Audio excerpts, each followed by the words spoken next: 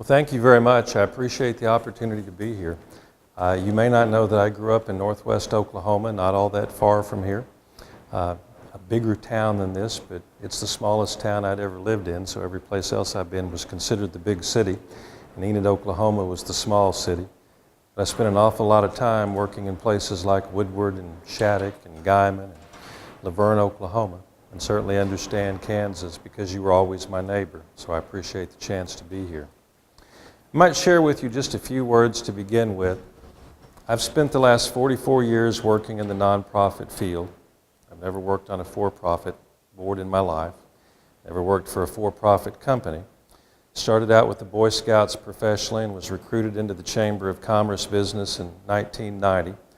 I originally went to El Paso, Texas, one of the 5 poorest counties in the United States, and was recruited 2 years after being the Boy Scout director to lead the Chamber of Commerce. When my Boy Scout board took me out to lunch and said, "We want you to run the chamber," I said, "I think you've had too many drinks I don't know about. And I don't know what you guys do down at the chamber." And they said, "Our staff doesn't either. They get up and they give us these long acronym-laden speeches, always followed by, 'With more money, we'd create a result.' We never know what they're talking about, so we just want you to do this." And to be perfectly frank, that's how I got into the economic development business. But I was very, very fortunate. I had a man on my Boy Scout board from the University of Texas at El Paso who was a professor of economics. But perhaps more importantly, he'd worked for Malcolm Baldrige when he headed the Department of Commerce. He'd worked in the White House Office of Management and Budget. He'd been on President Reagan's Economic Advisory Council. And I went to him and I said, "What do you think?" And he said, "Do it." And I said, "That's easy for you to say. You're a trained economist. Will you mentor me? Can I come to classes?" And he said, "Just do it." And I said, "Professor, I've heard your hour-long lectures about industry pent-up supply-side demand resulting in things I don't understand." And he said, "Sounds good, doesn't it?" And I said, "Yes, sir." He said, "All you need to know is 3 things."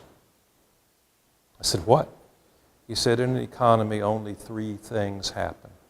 You generate wealth, you recirculate it where you created it, you watch it migrate to another region. Do 1 and 2 and avoid 3. I said, "Are you pulling my leg?" He said, "No." I said, "I don't think I understand fully." And he said, "Okay, what do we have in El Paso, Texas? We've got over 330 manufacturing twin plants called maquiladoras. And on the U.S. side, for example, Hoover manufactures the plastic parts. They put them in a truck. They take them over to Juarez, Mexico. They assemble them because the labor is cheaper. They take the assembled vacuum. They bring it back to El Paso. They put it in a box and ship it. And what just happened? All the cost of the products and the components and the labor and the overhead and the capital costs were still less than what they were able to sell the completed product for. They just generated wealth. Where's the wealth go? If they're buying all of those parts and supplies and components and services from out of our region, a lot of that wealth is immediately going away. But if you can understand the need to bring the suppliers and the service providers within regional proximity to those 300 plants, then you've helped that wealth recirculate longer in our region and help grow our economy. You simply don't want to let it instantly leave the economic region it was created in. And he said that's the basis of all economic development. You will never stop wealth generated in a region from leaving. I left Texas today and came to your community, and I've already spent money in it, so I brought you a little wealth. And what happens to that wealth, I don't know. But that's the very basis of it. And that really started me down an interesting road. He was fortunate in another way. He said, "If you'll take the job, I'm going to work with you to hire Stanford Research Institute, and we're going to teach this community what real economic development is." And I said, "I'll hold you to it." So we did. Hired a team out of Stanford Research Institute. They came in, did a 16-month extensive economic analysis. But at the very first report out, they said, and I'd gotten the mayor and the county judge and the university president and the workforce board people and the commanding general at Fort Bliss and everyone on the committee. And at the first report out, the Stanford Research Institute team said, "You want the good news or the bad news?" And of course, I turned to the mayor. I said, "Mr. Mayor, What do you want first? He said, I want the good news. And they said, all right, if you want to be the lowest wage city in America, declare victory. He said, what? He said, if you want to be the low-wage capital of the United States, declare victory. He looked at him for a minute and he said, is that the good news? And they said, yeah, it really is. You're number one at something. You're one of the 5 poorest counties in the United States, and you have one of the lowest wage rates in the United States. He said, no, I don't want to hear the bad news. And he said, you need to. Your garment industry is 11% of your workforce, 22,000 jobs, but 5 years ago it was 29,000. And 10 years from now it will be 0. You have a 12% unemployment rate. If you lose 11% of your jobs, you're at a 23, 24, 25% unemployment rate.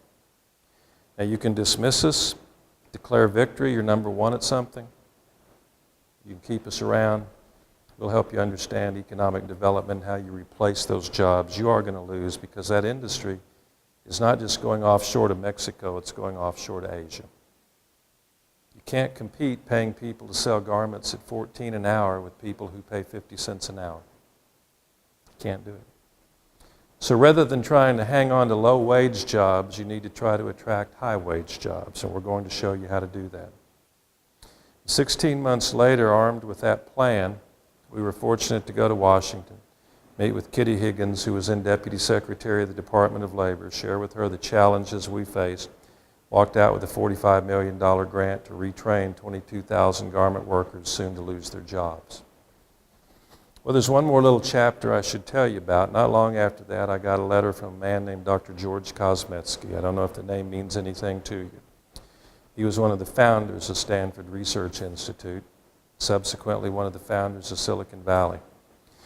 And he invited me to a meeting in Austin, and I expected 400 people to be there, and walked into the Four Seasons Hotel on a Saturday morning at 9 and found 14 in a room about this size. And he walked up to me and he said, I'm glad you came. I understand you've completed your industry cluster project. And I said, Dr. Kosmetsky, you know about that? He said, young man, I helped start Stanford Research Institute. I know what's going on there. I'm still on their board. I said, sir, I know who you are.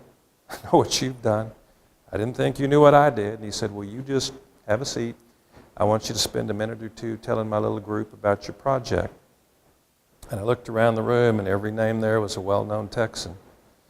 The next thing I knew, George, who was then approaching his 80s, pointed his finger at the group and said, you boys, now he's talking about some pretty mature Texas leaders, been talking to you about industry clusters for over a year now, and you don't get it. And Wes actually did a study on industry clusters, so for the next 2 hours, he's going to tell you what he did, what he learned, and what they're going to do with what they learned. Tell him. That's when I found out I was a 2-hour program. Made it through. I remember thinking to myself, I'm really glad, because I had told the Stanford team, if you accept this offer for us to hire you, we want to know what you know. I'm going to every meeting. I'm reading every report 9 times. You're going to explain it 10. You're my doctoral on economic development. And a lot of what we're going to talk about this evening for about 30, 45 minutes really comes from all of that. Because George made it simple too. He said, you know how we formed Silicon Valley? And I'll tell you a fact, if you go back and look at Northern California in the 1940s into about 1950, it was a rural region of orchards. There was no high tech, none. But he said, we started off understanding that in our labs, we were making discoveries, some of which we might make money on. But we had to find 3 things. We had to find somebody that would give us some money so we could keep our discovery alive, so we could prove our concept worked, and then prove our concept could become a product or something we could patent or license and get money for, and then prove there was a market for it sufficient that someone could make money from selling it. And then we still needed to find someone who could go beyond that and help us understand how to license or patent or incorporate or whatever. And then ultimately we had to find somebody to take it to market, an entrepreneur to build a new company or a corporation to license it. And that was the original purpose of Stanford Research Institute. It did the job pretty well because the history books now say that that was the beginning of what people now call sustainable economic development. Because all of those companies in Silicon Valley today weren't recruited there. They were built there. And they were built because now 8 major universities' research stimulates that. And the other reality is that research is available nationwide if you know where to find it. If you know where to find it. And that's what we're going to talk about a little bit. I literally started the Center for Innovation 2001, 2002, and Dr. Kosmetsky was literally kind of a co-founder with me. He told me if I took the job in Arlington when it was offered, he'd help me set this center up, and he said, you need to understand 2 things. If you're going to grow a technology-based economy, you've got to think big. You've got to think outside any city limits. You've got to think across the United States. You've got to understand it will never be competitive and always collaborative. If you think of it as a competitive game, you'll fail. If you think of it as collaborative, you'll succeed. Silicon Valley grew because 8 universities learned to collaborate with each other, not compete with each other. You need to think a lot about that. He said, do you know what Stanford Research Institute and MIT have in common? I said, no. He said, they both are working in every state of the union today and overseas. Call MIT and ask them if they'll work with you, and they never ever say, only if you're in Boston. Call SRI and ask them if they'll work with you, and they'll never ever say, only if you're in Northern California. They're actively engaged in projects all over the United States. And that's part of why they've succeeded, because they understand that we really are living in a globally integrated yet competitive, knowledge-based, innovation-driven economy. And we're going to talk about that. You get to flip a slide. Think about the real growth of the economy. We were an agrarian society of 13 colonies when we became the United States of America.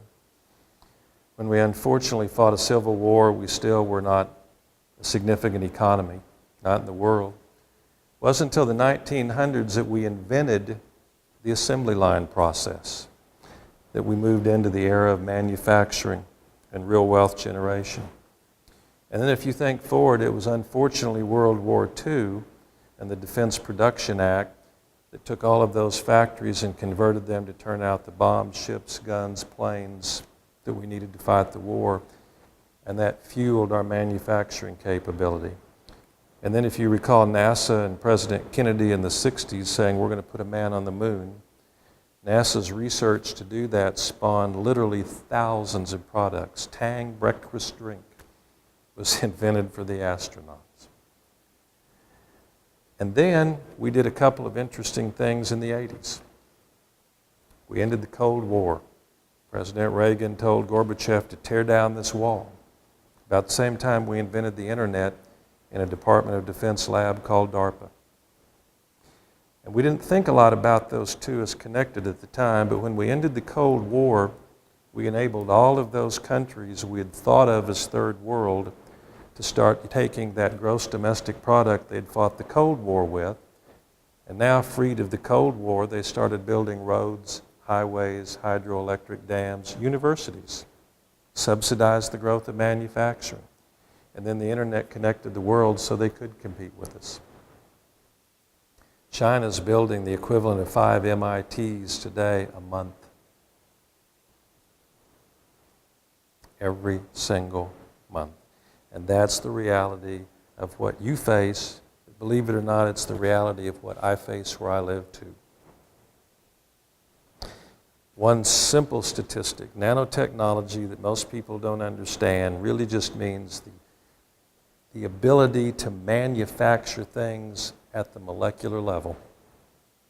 We're going to start putting things together with molecules instead of nails and sticks and glue. And in the year 2000, the United States filed for 1,340 nanotechnology patents. And China filed for 100. In the year 2008, the U.S. had gotten up to 3,400. China to 5,000. That's how rapid they caught up and surpassed our research in nanotechnology. But it is still research that supports, has commercial application, is still the basis for everything you use. Who's got a cell phone? There's at least 67 patented inventions that go into manufacturing your cell phone. Someone discovered every one of them in a lab. Someone gets paid for them every time your phone is bought or manufactured. Okay. This innovation economy we talk about, we're going to bring it down to its basics for you. Deal flow is nothing more than a discovery. That's that invention someone comes up with, but we make it sound complicated by calling it deal flow. That's all it is. It's discoveries, patentable discoveries, licensable discoveries, inventions. And then you need venture capital. What's the difference in venture capital and what you can get at the bank down the street? The bank loans you money when you're making money, right? You ever tried to go into a bank and get a loan from any banker, no matter how good he is, no matter how well you know him? You say, I got a great idea and I need about $500,000. And he says, come back when you got a revenue stream. Come back when you got a building. Come back when you got machinery. A venture funder says, I'm going to fund your idea, and instead of interest, I get equity. It's the only difference. A venture capital gives you the money before you have revenue. Banker gives you the money after you've got revenue. Then you need some technical assistance. You discover it. You need to know how to license or patent or take to market. And then you've got to have one of those last two things, an entrepreneur to start the company. And believe it or not, a lot of you could be entrepreneurs. This isn't all high-tech stuff. Or business and industry to commercialize it. Okay. That's what we established the Center for Innovation to do, to think nationally, regionally, and locally, fostering collaboration among industry, academia, economic development, venture capital, and government. It takes all of those partnerships to make it work. When I went to Arlington, I said, we have to be partners with lots of people, and the board said, why? And I said, do we set city policy? City council does. Do we decide how to spend state highway dollars? Texas Department of Transportation does. Think of all, do we develop the workforce? School districts, community colleges, and universities do. We have to be in partnership with them if we're going to create a sustainable plan to grow our own economy. So we looked at all of those entities and said those are the groups we have to foster collaboration among. We set 3 clear, simple strategic goals. How do we create access to the discovery? AT&T patents 2 things a week. How do you get access to that? University of Florida announces 300 invention disclosures a year. How do you get access to that? Now, you can go to the U.S. Patent Office and you can read patents for the next year.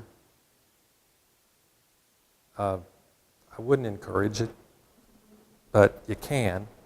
You can get access that way, but it's not effective. How do you create access to venture capital? The funny, interesting thing about a venture capitalist is they're more concerned about the deal than where it's at. I knew a group in Oklahoma that formed a venture capital fund, and they all were patriotic when they were forming it. They kept saying, we want all this money to be spent building growth in Oklahoma. And when they actually wrote the checks and put the money into the fund, and the fund manager said, let me understand this, you're saying restrict the investment to Oklahoma. And they said, well, now wait a minute, we do want to make money. He said, oh, you mean you're willing to fund a deal out of state? Well, yeah, if it makes money. Oh, okay. Now I'm beginning to understand. Nobody writes a check to lose their money. Venture capitalists need to be shown where the deals are. You need to get access to them. And they need to develop the talent and know-how. Okay, Ed? Deal flow comes from 3 places. We're going to actually say those words and you'll get comfortable with them. But invention discoveries come from federal labs, universities, and industry. 3 primary places you go to find it. The challenge has been there's no one simple place to go. Call up the Department of Defense, call the Pentagon tomorrow and say, I'd like access to your deal flow, and see what happens. Call the University of Florida and say, I'd like to talk about your 300 patent invention disclosures. Call AT&T and ask them about their 8,000 patents. It's not easy to get to. That's the challenge. Deal flow, frankly, the inventions are out there. The federal lab system's sitting on about 30,000 patents they can't get to market, if you know how to get to them. Venture capital, we're looking at several things. One, Oklahoma was very shocked when I told them I thought of them as a part of the South Central region. They said, you've got to be kidding. And I said, no, any VC will go anywhere within 300-400 miles of their home routinely. Routinely. If you get on a plane and make it in 1 or 2 stops, they'll go. You start thinking about Kansas, Oklahoma, Texas, New Mexico, Colorado, Arkansas, Missouri, Louisiana. Believe it or not, that's kind of a good venture capital region. That's one of the areas we've worked at, really identifying venture capital sources that want to be able to invest in communities that think this way. Okay. And lastly, the talent and know-how. We're doing things in Arlington and North Texas, but we're also doing them in other communities in other states. In fact, the reality is, if we're going to compete globally as a country, we've got to have a lot more Silicon Valleys built than we have today. We need to build them in rural America and urban America and metropolitan America and everywhere in between if we're going to remain competitive as a country. Because if we don't generate wealth in the United States, we can't keep spending $1 trillion more a year than we earn. You know that. Your city can't spend millions more than it earns every year and think it's going to be a viable city. We can't spend $1 trillion more a year as a country. Where did this come from? People always say, how did this happen? Well, it didn't just happen. Simple, true story.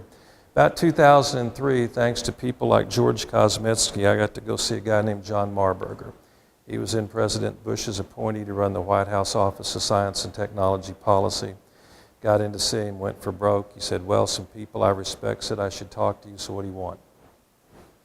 I said, sir, I want you to be my partner. And he said, what? I said, I want you to be my partner. I want to build a high-tech region in the south central part of the United States. I'd like you to help me do it. America needs more high-tech regions, and I'm told you understand how you could be of assistance to me. Looked at me for a minute and finally said, keep talking. About an hour later, he finally said, I think you may actually know something. So here's what I'm going to do. I'm going to work with you for a while and see where it goes. I'm going to do 2 things for you today. There's a man over at the National Science Foundation named Mihail Rocco. He conceived of and now leads a 10-year initiative called the National Nanotechnology Initiative. It's a coordinated effort among 25 federal agencies. He's in charge of it. I'll get you an appointment to go see him. Second thing I'll tell you is Federal Lab Consortium's out of my office. The 700 federal labs in the country all have to be a member of it by law. And their mandate as a Federal Lab Consortium for Tech Transfer is to take the thousands upon thousands of discoveries out of our federal labs to the marketplace. The truth is, they're really good at discovery. They're really bad at getting to the market. They're ineffective. And the market's really not effective at getting into the federal labs. So a year ago, I had an idea. I went to a National Association of Venture Funds and said to them, if I brought to your event 30 or 40 of these technologies, the ones that really are ready to go to market into production, would your members stick around and think about investing in them? They said, we think so. And so I got 37 technologies and took the lab people who had discovered them, and we went to that venture capital annual meeting. We made 37 presentations, and they funded and took more than half of those discoveries to market. And if you know anything about those kinds of events, 10% is considered outstanding, 50% unheard of. So we're going to take that event to scale a year from now nationally. You may want to bid and try to become the host. We started talking to the people who were putting it together, and finally I went back to them and I said, would you take a 3-year bid? And they said, well, what do you mean a 3-year bid? I said, I don't want a 1-year bid. You want us to give you $50,000 to be the host and raise $250,000 in sponsorships to put it on, and you're going to be here 3 days, and I'll never see you again. And I'm not raising $300,000 to put a couple hundred people in my hotels a couple of nights. He said, what are you telling me? I said, you tell me I get to host them for 3 years in a row, I'll make the 3-year commitment. He said, why would you do that? I said, well, I want to get to know them. And I'm going to tell you up front, the one thing I don't want my logo on anything. I want to be the MC of every event. And at every event, I'm going to get up and say, I'm going to be your host for the next 2 years. And I trust you'll all let me come see you in the next 12 months so I can get to know you and understand your needs and challenges so that I can make this event better for you year 2 and better yet year 3. Because I know who you're going to bring to this event. You're going to bring the people who head technology transfer for the Pentagon. And I'd like to be able to get into their office. I'm pretty sure if I just called them up and asked for an appointment, I wouldn't get past their secretary. Kind of worked that way. We got the 3-year bid. After the 2nd year, we got a perpetual bid. We hosted that event from 2004 to 2011 when the federal government quit funding travel, as you might know, because of the budget cuts. But by 2009, the lady who ran tech transfer in the Pentagon all those years said, how would you like to be my newest partnership intermediary? And I looked at her and I said, what is it? She said, what do you mean? I said, well, if I'm going to be one, I want to know what it is. And so, you'll click the next slide. She said, Congress actually granted about 30 years ago federal agencies the authorization to contract with nonprofits for the purposes of furthering the domestic technology transfer program. I contract with you.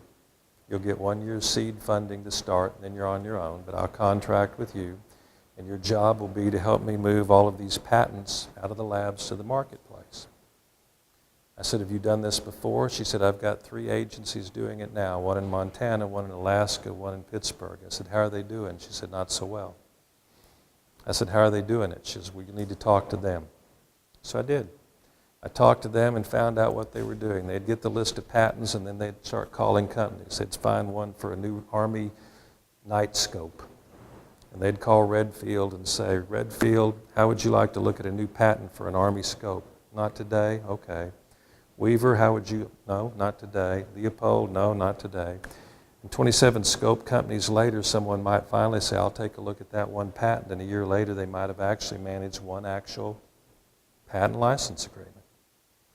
I went back to the lady at the Pentagon and I said, you've got a transactional model and that'll never work. I want to build a relationships-built model. She said, what are you saying? I said, well, truthfully, you told me that you meet with Lockheed Martin twice a month, right? You meet with the ombudsman to the chief technology officer. And they're the biggest defense contractor in America. Does anybody else have that kind of access to you, corporate-wise? She said, no. I said, then invite me to your next meeting with Michelle. She said, what are you going to do? And I said, I'm going to try my premise out on her. If it works, I'm on the right track, and I might accept this challenge. If it doesn't work, I'll go back to the drawing board. Walked into the meeting with Michelle. She said, I'm told you're going to build this new model for tech transfer. I said, that depends on your answer to 3 questions. She said, okay, what are they? I said, do you have all the access to the 120 federal labs the Department of Defense runs, being you're the biggest defense contractor in America? And she said, I virtually have no access to those labs. By law, as a for-profit, there's very little I can get. I said, what about all the other federal agencies and their labs? You have access to those? She said, none. We run Sandia for the Department of Energy under contract, and federal law is so strict that people in the Chief Technology Officer's office can't even talk to the people who we pay to run Sandia Lab. So we get very little out of them. I said, well, would you help pay to build and sustain a network that would give you access? She said, probably so. I said, well, then we're ready to talk about what we're going to do. Believe it or not, that was the beginning of this concept of TechCom. This is the basic paragraph I put in as the premise for our contract for the Department of Defense. We're going to build TechCom premised on the belief that our future economic sustainability is dependent upon our ability to foster collaboration among and between our nation's federal lab system, business and industry, research-oriented universities, technology-based economic development entities, venture capital industry, and government.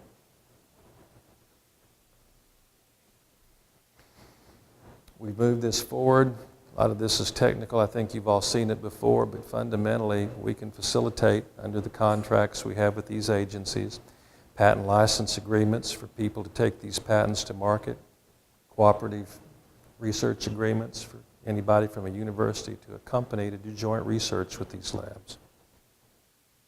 But it's grown way beyond that, and today TechCom's grown into a national model for technology transfer. We've under contract represent the Departments of Defense, Agriculture, Homeland Security, National Institutes of Health and Energy.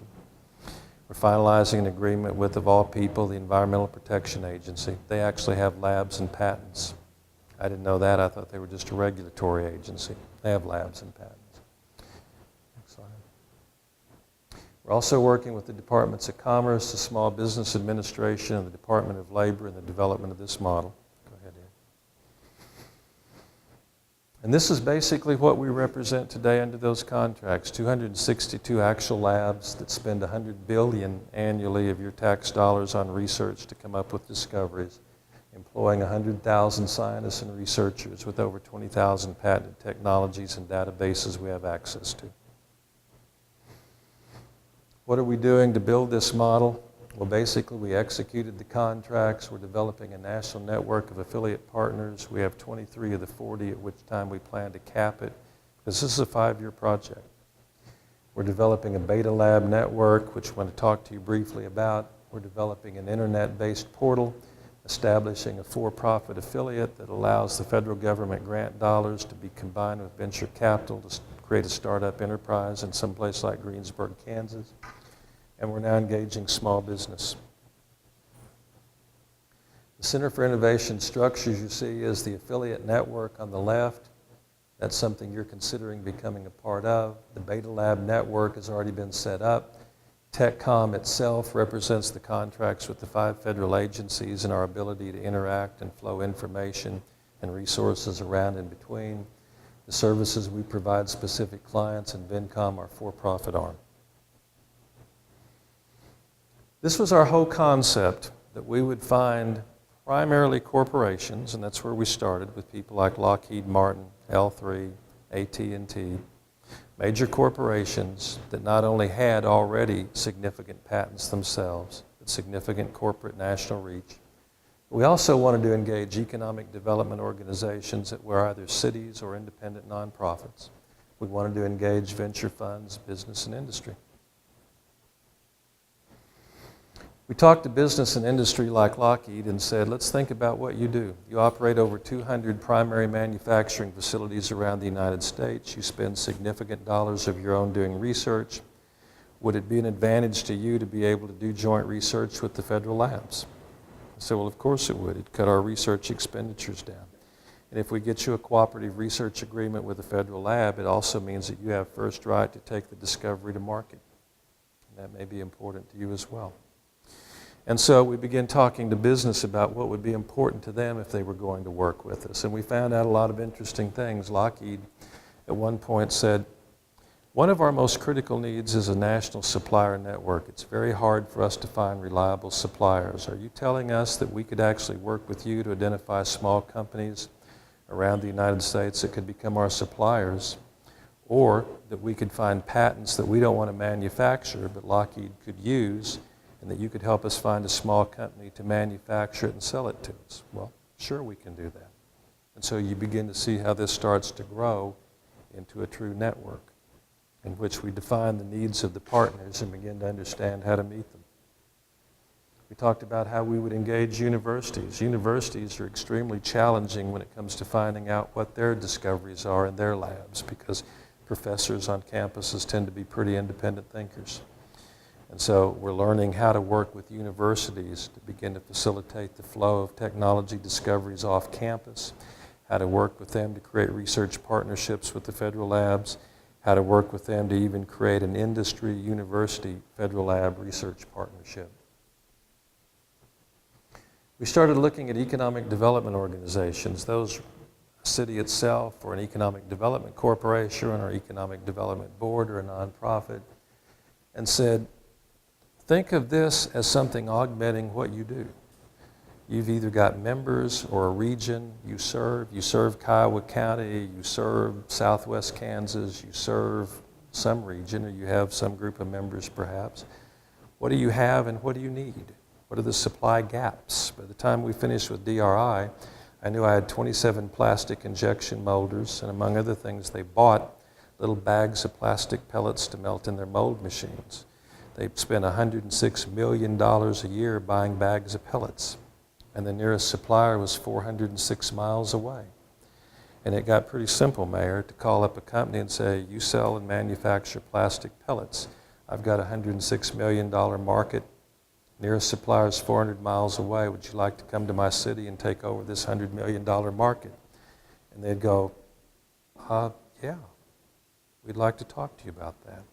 Called a metal slitter. I didn't know what a metal slitter was at that point in time, but we needed a metal slitter. We had $87 million worth of metal slitting being done, and companies were sending that work 300 miles away. Called 3 or 4 or 5 metal slitters and said, do you want to build a new plant? We're not asking you to leave the city you're in, but would you build a new plant for $87 million a year in business? And we found out they would. So you start putting, what do you have and what do you not have? How do you start to build that integrated cluster of industries that can generate wealth? Is it an overnight success? No. But over 10 years, you can rebuild an economy this way. We looked at the venture capital group, and frankly, this was the group that surprised me the most. We went to them and said, we think you'd be interested in funding the deals. And they said, well, we would be, but we also want to look at the technologies because we've already funded a lot of deals that lack a piece of technology. Think of that cell phone with 60, 70 patented discoveries in it. You know, we've got an invention, it doesn't work quite right, and we don't have the right kind of sensor. You help us find the sensor, and now something we've already funded can go to market, or maybe we haven't found the manufacturer. And so we found out that they wanted to play both ways. And then we realized that in many cases we were going to need to provide assistance to actually set up the company.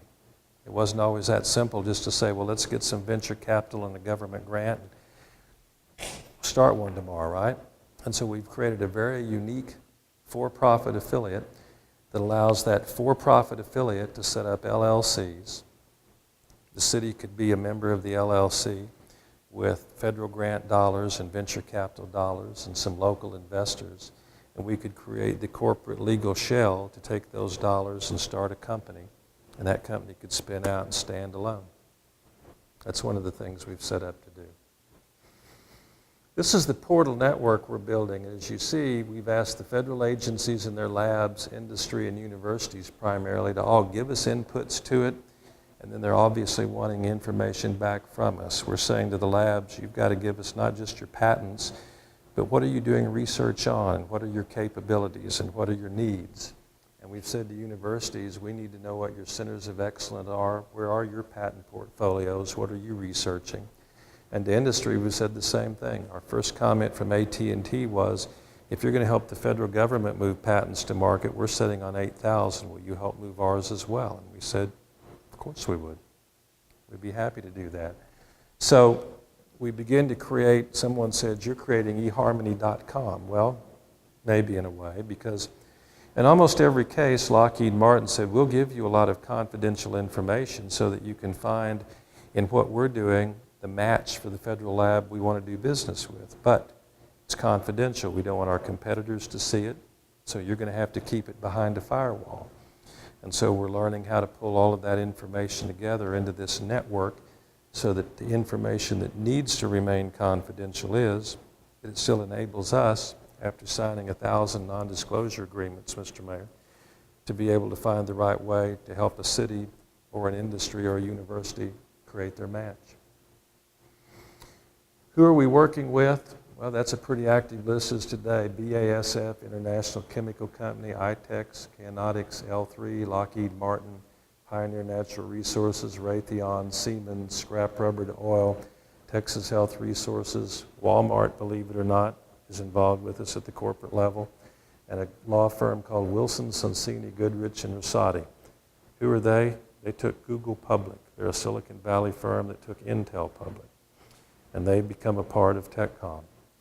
We're working with 2 economic development groups, Dayton, Ohio's Development Coalition and the Enid, Oklahoma Regional Development Alliance, 4 venture capital groups, 2 universities, and 2 governmental entities, the City of Arlington and Dallas-Fort Worth Airport.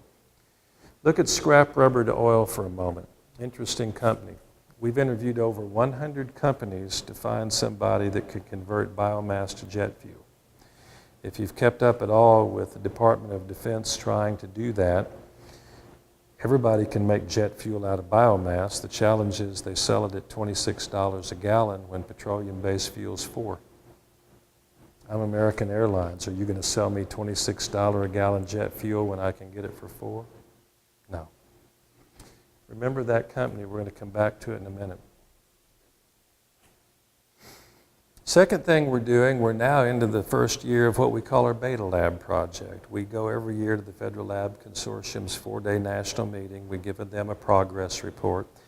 And a year ago, we went to them and said, some of you are going to have to commit to interactively work with us 52 weeks a year to really develop out this model so that we become more effective at working with the federal labs.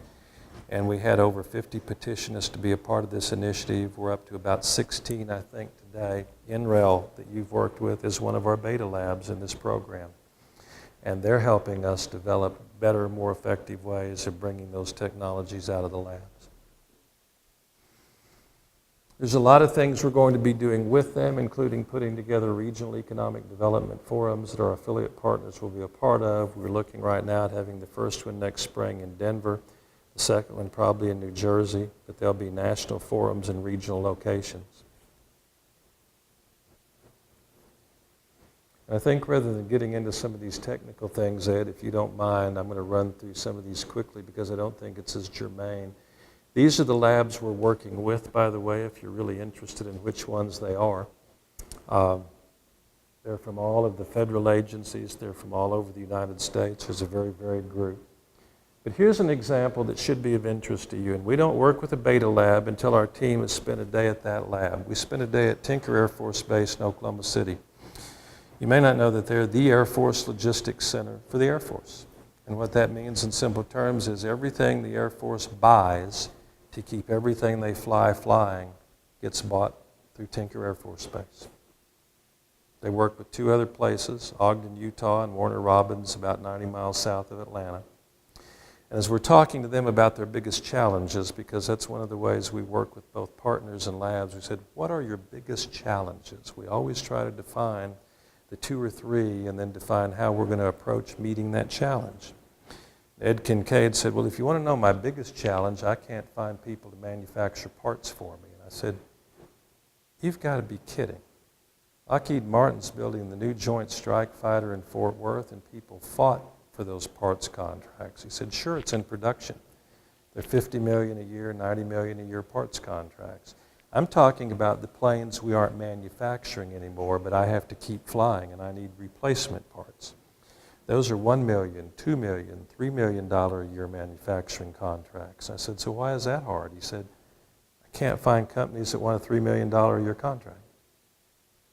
And when I find one, they can't qualify for it. I said, explain that. He said, well, typically small businesses, our contracts come with a little clause that says, here's a 10-year contract for $3 million a year, subject to Congress annually appropriating funding to the Department of Defense. They take that contract to their banker. He reads that clause. He says, that's non-securable. I can't loan you the money to retool your assembly processes so that you can make that part, so they can't get the contract. And even if they could do that, you pay 4 months after delivery, and most of them can't cash flow their operation, and I get a paycheck for 4 months. Well, you saw SBA up there? So we went to the regional SBA director and told her that story. She said, I know how I can help you do that. And I said, how? She said, well, I'll work out a special deal to give you 90% loan guarantees for companies you help secure these DoD contracts for. And then we'll work with Axion, and we'll get $500,000 cash flow loans committed from them for this project, because we're both willing to put those kinds of dollars up if we know they're backed by a Department of Defense contract. And so we have those 2 approvals in place, and we're going to be rolling out in the not-too-distant future a search for 250 companies that we're going to try to qualify and start helping them get these parts contracts for, with the knowledge that they'll get an SBA 90% loan guarantee, so the local bank, knowing only 10% is at risk, 1 year out of 10, can make the loan. And they've got up to $500,000 they can get from Axion to cash flow through until they get to the first payment. There may be companies here we could help work into that program. We may be able to help you recruit companies that would come here to work into that program. But those are the kinds of things beginning to grow out of this process. Here's a way we're working with another beta lab. Crane in Indiana said, we want to be the centerpiece of a regional economic kind of region. So we're helping them recruit. And to date, we've helped them recruit all of the groups you see up there into kind of a node around Crane Lab. And that's going to be a TechCom Beta Lab economic regional node. And we're going to be working with all of them collectively as a set of partners. And I know we had talked about here, you've got the county involved, certainly the city, the Chamber of Commerce, Economic Development Board. There's your start for a cluster of people that we can collectively work with to do these kinds of things. These federal marketplaces, the beta labs will co-host with us and with our affiliate partners. And it's much like when we started hosting this Federal Lab National event. You begin to think, why would you do that? Why would you go there? Why would you spend the money? Because you get to know people. And I found one thing over 25 years in economic development. People tend to work and do business with people they know and trust. And that's pretty much how the world works. Now here's 3 examples of the newest approach TechCom is taking. Unmanned aircraft systems. One of the things 3 of our federal agency partners asked us to do was build a national consortium to help start the unmanned aircraft systems industry. You've got a pretty robust aircraft system industry in Kansas, but it's manned. It's all about building planes that people fly, helicopters that people fly. But think of the drones in Afghanistan. Those are unmanned aircraft systems, and some 20-year-old with a joystick is flying it in Houston.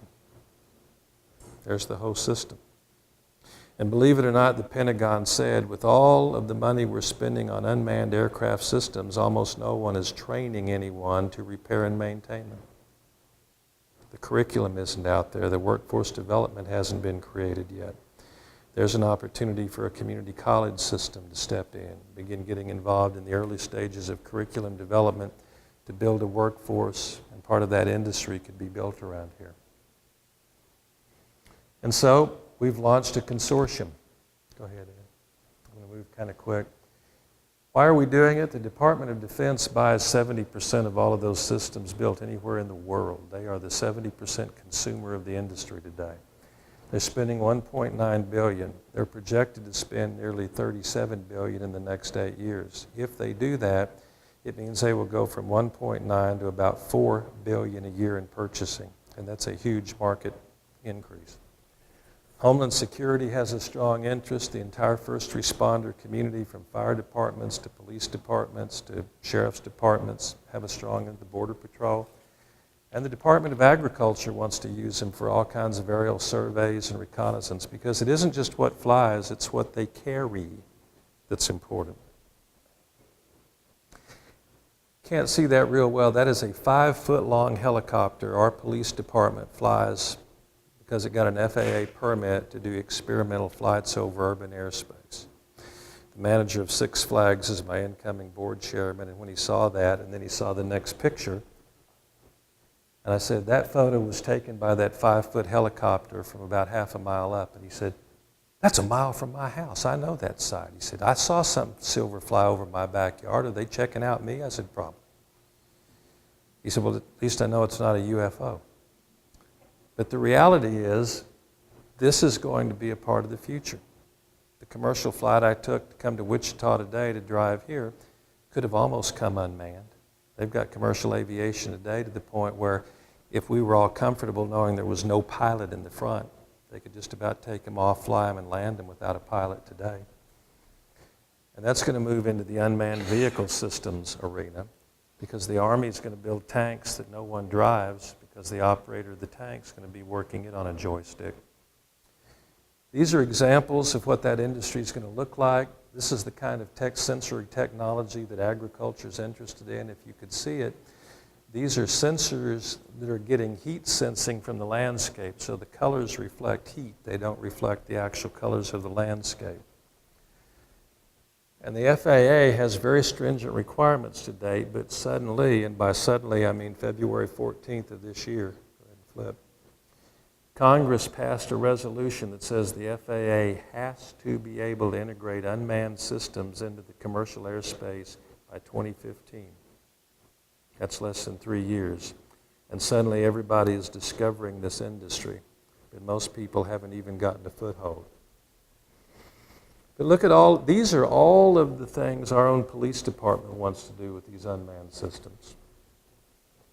We're already building public-private partnerships. But think about this. These are all things that have to be created. Cities somewhere in America are going to create them. Pilot, sensor, and operator training, maintenance, repair, and overhaul, payloads, ground stations, simulators, training equipment, hardware, software, remote operation services. Air vehicle autonomy, sensor fusion, trajectory generation, hydrogen, solar energy cells, composite manufacturing, miniaturization of every single thing one of those little unmanned vehicles can fly. Because when it's a foot or 2 foot or 3 foot long and it doesn't weigh a lot, the weight of the payload is critical. And shrinking it down becomes even more critical. These are all of the people currently involved in our consortium, and our affiliate partners are automatically eligible, by the way, to be a part of every single thing you've heard me describe this evening so far. Lockheed Martin's flying their corporate people into Arlington for these bi-monthly meetings. That's how important they think they are as an example.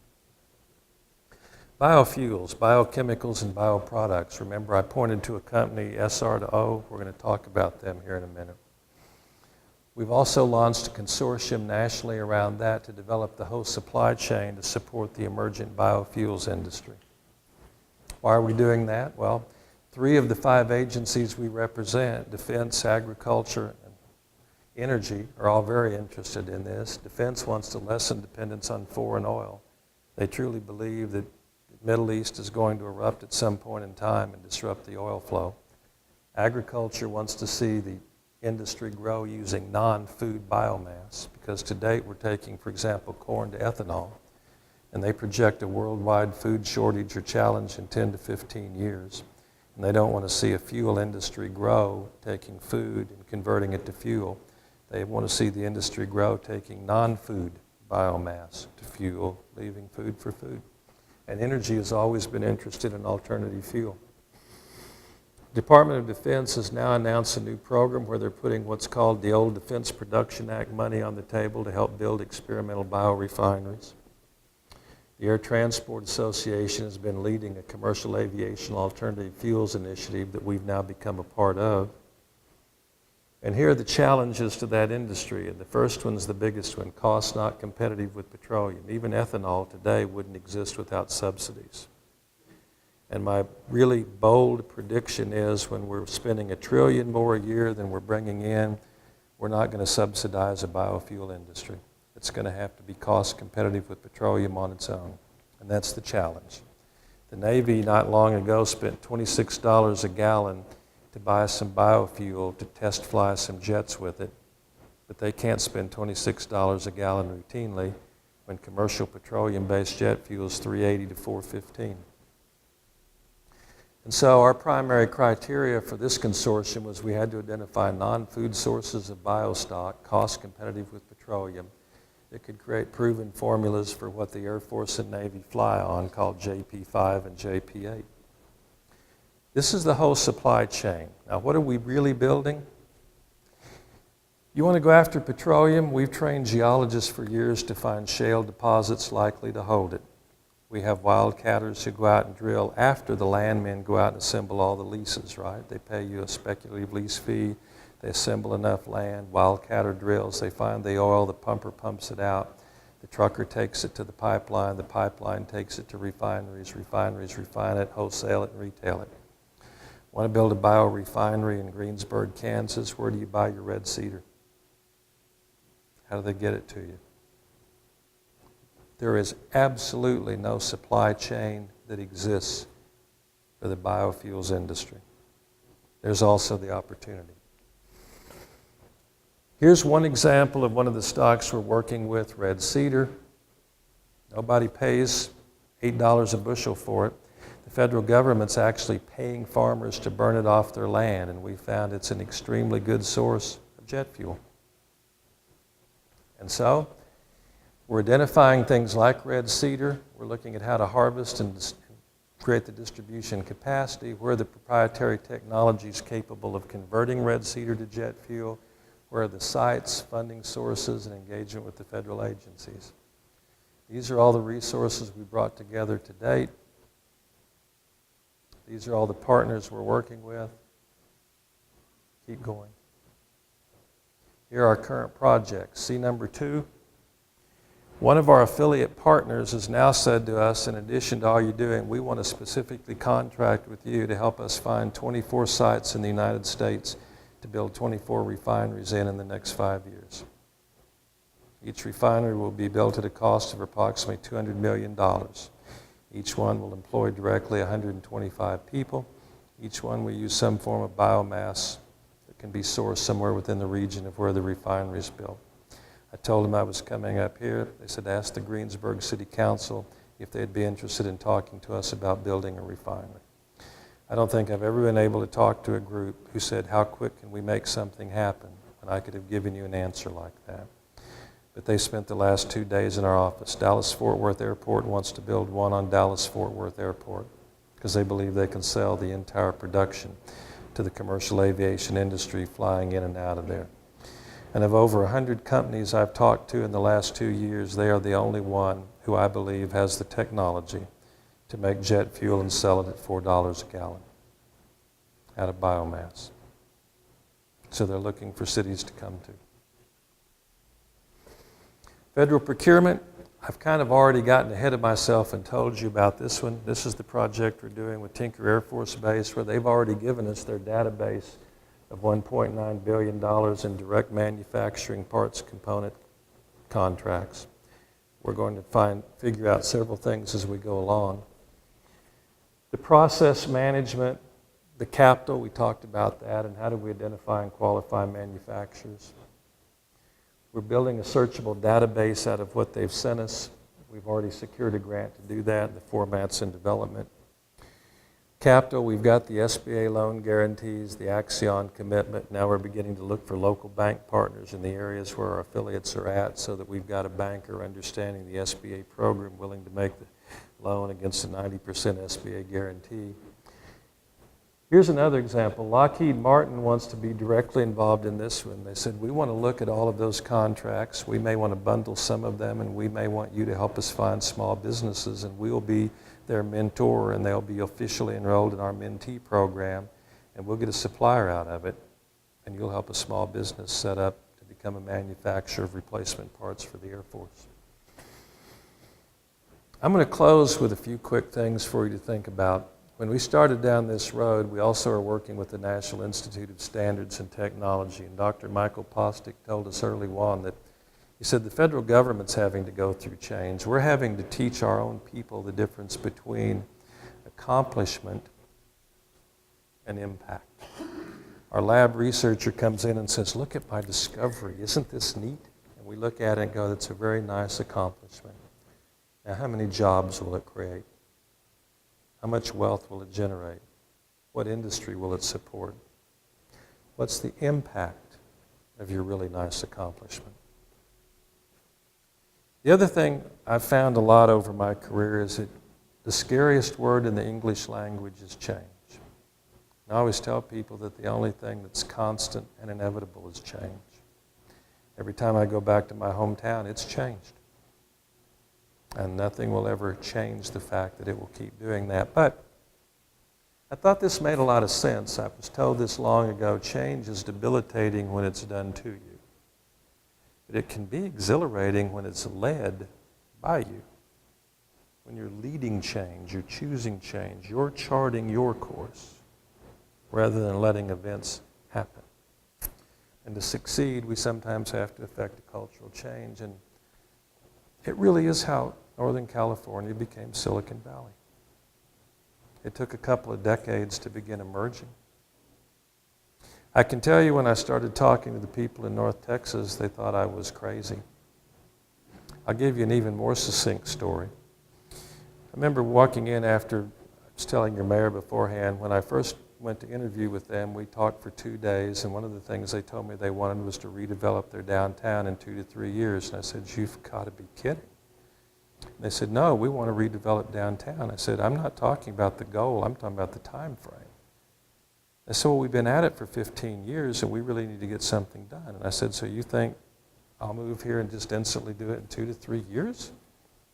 And they said, well, can't you? And I said, Fort Worth, that you told me you want to emulate, took 25 years and the Bass family's billions to get a downtown. And you can't even find yours. And they said, what do you mean? I said, do you remember when I asked you where I'd come for the interview? You said downtown. I said, what exit do I take on I-30? And you said, oh, we actually need to send you a map with directions. I said, I'm sorry, folks, I can't redevelop a downtown. You need a map and directions to find from the interstate. So I need to go get you some new bridges built on I-30, and one of them needs to say downtown, and it'll be your Center Street exit, because I drove your town before I interviewed. And Center Street, actually, if you could get directly onto it from I-30, leads to City Hall. I mean, you could come off of I-30 on Center Street, and with 2 stop signs only between you, dead end at City Hall. And then I could say to people, take the Center Street exit, dead end at City Hall. They said, well, you'll never get money for bridges. And so I went to our board and said, would you approve my trying to get $254 million to build bridges? And I was told later, one of the key board members went up to my secretary and said, is he blowing smoke? And she finally came to me and said, you said you want to know what the board was saying about you. And I said, that's true. I said, even if it's not nice? And I said, well, yeah.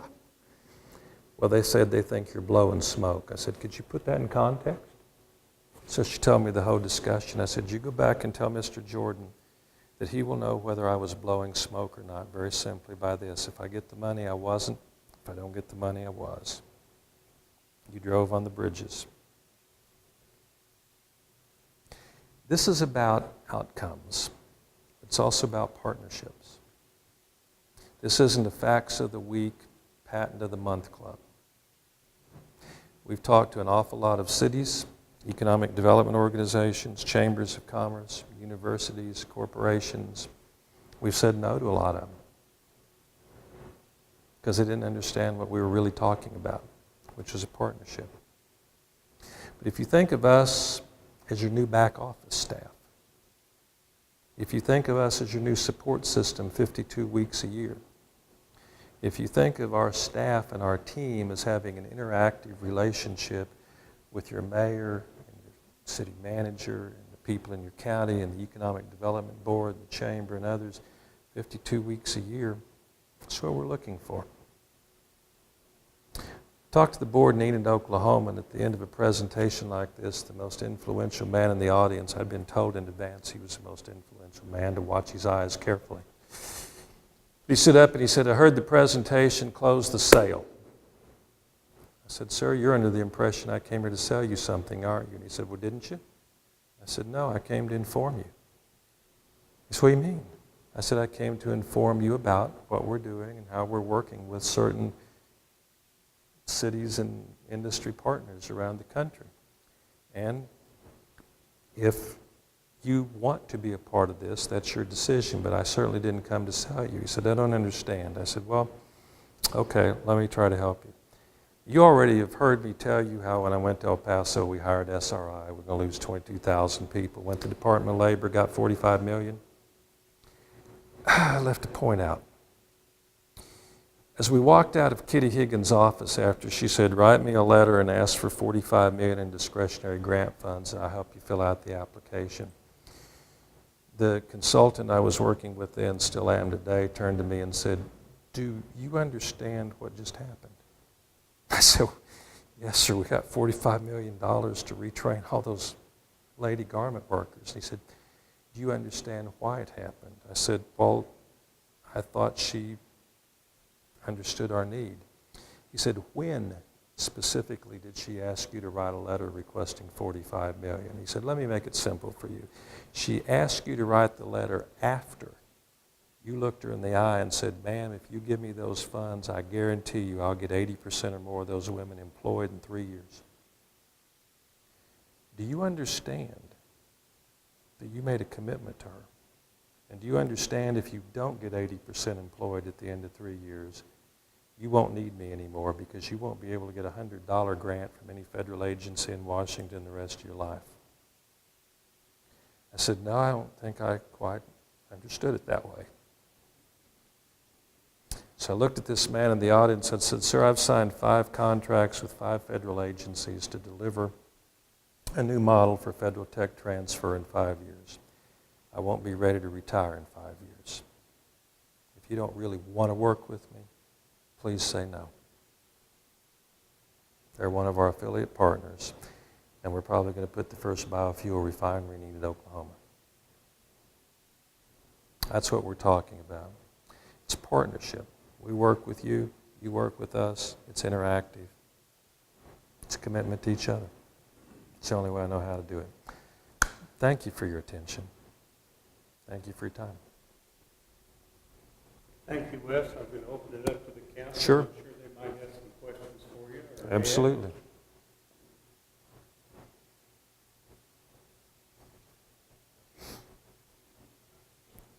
Council, questions?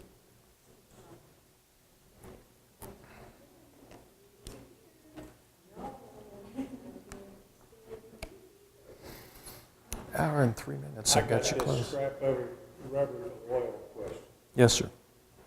that just came up the other day. The potential is there. Mm-hmm. That's what I'm hearing. They corporately are committed.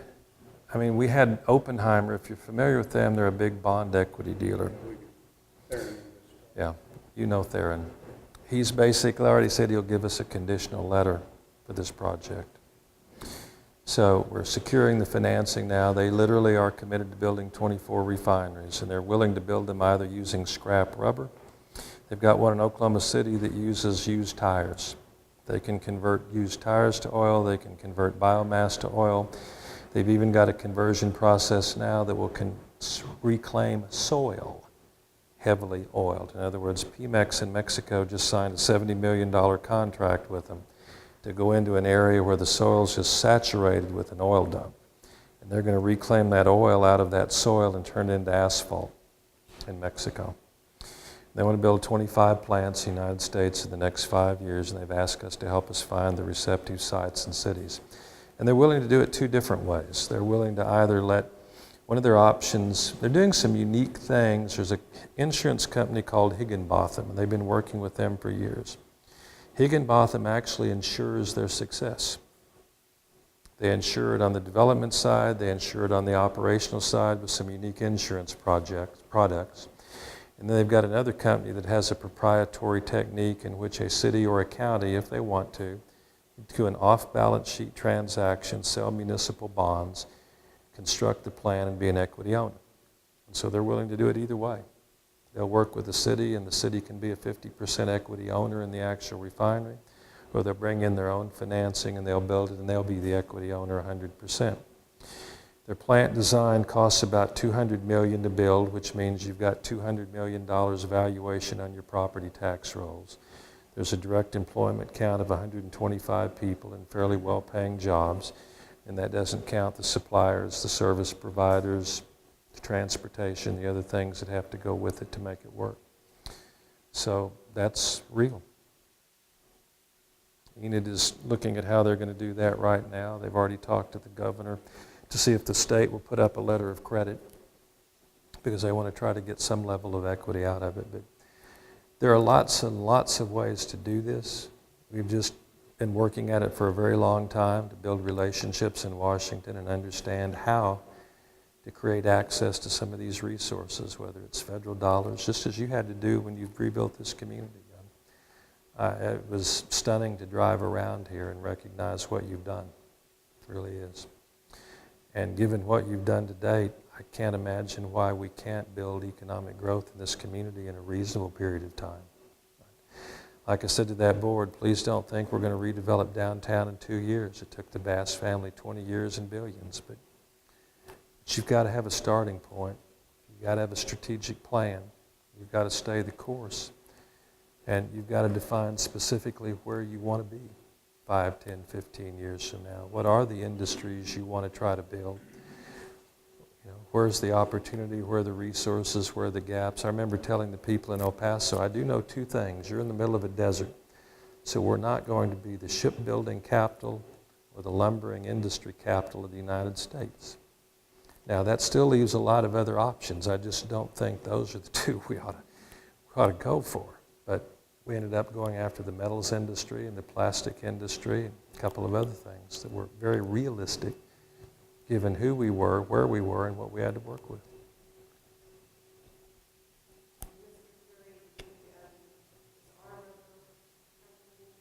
Mm-hmm. Scrap, they're officially called SR. They use the initials SR, the number 2, and O.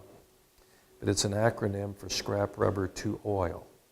But now they've created 3 subsidiaries: Soil Reclamation to Oil, Biofuel to Oil, and then they still have Scrap Rubber to Oil. 24 refineries up in 5 years. 15 acres, 20 acres. 125 direct. They wanted to. Now, as an example, how do we go about this? Because they were sitting there going, we don't know how to approach, what cities would we approach? How would we do it? And I said, well, let me give you a couple of scenarios. One, I'm going to go back to the U.S. Department of Agriculture, and we're going to start working through their regions. And they're going to start helping me identify cities that USDA could contact. Because remember, I've got 2 groups I'm committed to. If you become a partner, I'm committed to you. I've also got a little company called the U.S. Department of Agriculture, and they're looking at me to move rural agricultural development forward. In fact, as I was driving in today, I talked to Rick Brenner, who's the number 2 guy in the Agricultural Research Service, told him where I was going, and I said, telling him about what we're doing at SR to Oil, and he said, well, I can put our field staff to work on that, and we can start looking for communities for you as well. But I can assure you that we're preferentially going to start with the people we're working with our partners. I'm not going to go to Kiowa, New Mexico, where I've never been, if you want us to work with you for one of these refineries. Because what we're really building is a model. If you look at who we're working with, we're not working with 20 defense contractors. We're not working with 5 urban economic developers. We're trying to get as much diversity into this pilot as we can. You would be the smallest town we work with. Enid's kind of another tier town we're working with. We want small cities, large cities, in between cities. We want rural cities and urban cities and suburban cities. We need universities located in the middle of a big urban arena, and we need universities located out in the plains. Because we need a model that works, period.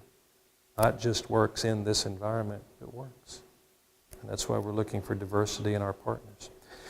We gave ourselves 2 years to get to 40 partner affiliates, and we're en route to being there at the end of this year. This is our 2nd year. We're in year 2. And our goal in the first 2 years was to build the affiliate network, build the Beta Lab network, build the capacity. And we're already exceeding those objectives. We have 23 of our 40 affiliates. We're talking to 44 prospective affiliates. When we get 17 of those 44, we shut the door and we finish the last 3 years by helping them build something. Because that's the bandwidth we believe we have. We've got the capacity to work 52 weeks a year with 40 partners. Mr.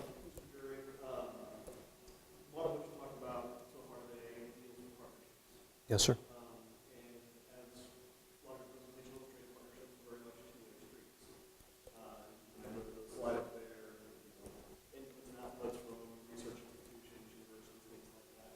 I think we've got a good idea of what you would provide us in that partnership. But you also seem to be very interested in maybe we're becoming a partner. What do you see us bringing to the table to aid your organization? Commitment. We spent a lot of time talking to your mayor and city manager. The Oklahoma City Chamber of Commerce wanted in, we told them no. We didn't see the commitment. We've been looking for a small city. You're a small city that's overcome an unbelievable challenge. And you're as committed as anybody, at least if you all are like your mayor and city manager, you're committed. You've gone through an unbelievably challenging time. You know some of the federal agencies we're working with. They know you. We know them. You bring us an opportunity to prove this works in any small town in America. That's what you bring us. A unique opportunity to show how rural America can benefit from thinking this way. I spent a lot of time trying to talk to economic development groups and get them to realize economic development isn't your city going down the road to that city and trying to get that company to leave that town and move to yours. That is moving the pieces around. And generally when they go, then they want tax abatements and sales tax exemptions and all kind of things. And all we did was reduce the total property tax valuation of the state. How can that be economic? I walked into Arlington my first week on the job and went with the mayor to celebrate the new Rooms to Go store warehouse. And I said, where did it come from? And they pointed across the freeway. The other side of the freeway was Grand Prairie and this side was Arlington. They said, see that empty building over there now? They were over there, now they're over here. And so what did we do to get them here? Well, we gave them a 10-year property tax abatement and a sales tax exemption. How many jobs we create? 60. Any of them pay above our median wage? Well, no. I said, okay, let me get this straight. You took a piece of land the city was actually getting tax revenue from, and now you're going to get no revenue at all from it. So we've reduced the city's revenue. And the sales tax that could have offset that, you gave that up too. And you're going to say we created jobs for Arlington residents, but my guess is the 60 people that drove across the bridge to work on that side of the freeway last week are still going to drive across the bridge to work on this side this week. So we probably didn't really create a job employment opportunity. And now those 60 jobs are below our median, so we just lowered our median wage, right? I get that straight? He looked at me and says, no one ever explained it to me that way before. I said, well, Mayor, how's that economic development? If we're reducing the city's revenue, lowering the property ad valorem tax base, and reducing our median income. I said, we got to stop doing that, because that's not economic growth. Economic growth is growing an economy, not moving the pieces around the board. And you give us an opportunity to demonstrate that. I haven't found a small city to date that I felt like had both the understanding and the commitment, at least as evidenced by your two leaders. Yes, ma'am.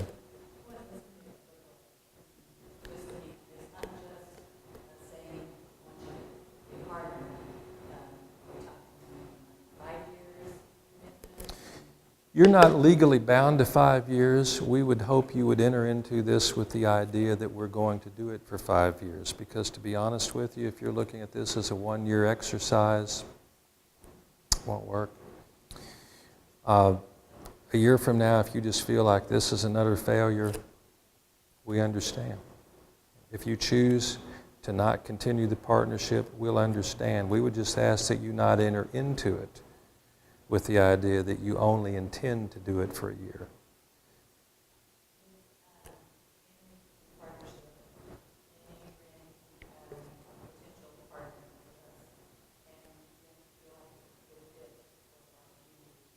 You say no. Oh, absolutely. But don't think that this is just, I'm going to bring you something once a month to look at. We're going to start by making sure we understand where you want to be. We're going to start by understanding what you have as assets and what you need. We're going to start by working with you to define what kinds of industry sectors do you really want to go after? What do you want in this community? Because that's really the basis of it. The last thing in the world that I want to do is just start bringing in people to say, here, these people might come to Greensburg. What do you think of them? That's not the game plan. When we understand what you want, then we start developing a strategic 5-year plan to help you achieve it.